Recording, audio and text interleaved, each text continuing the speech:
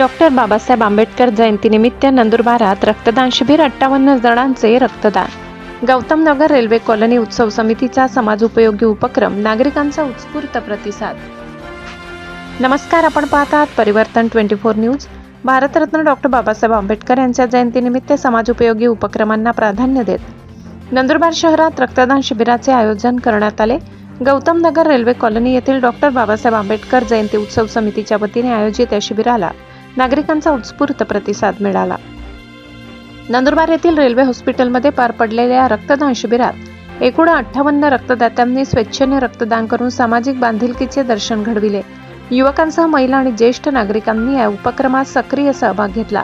रक्तदान हे श्रेष्ठ दान असल्याचा संदेश देत अनेकांनी पुढाकार घेतला।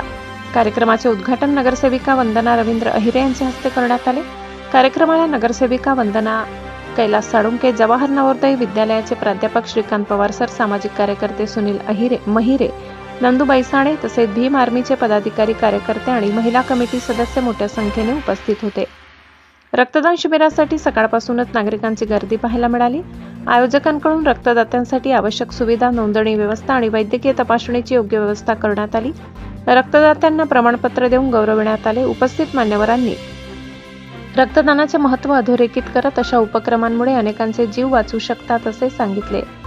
डॉक्टर बाबासाहेब आंबेडकर यांच्या जयंतीनिमित्त केवळ औपचारिक कार्यक्रम न करता समाजासाठी उपयुक्त असे कार्य करण्याचा समितीचा उद्देश असल्याचे आयोजकांनी सांगितले।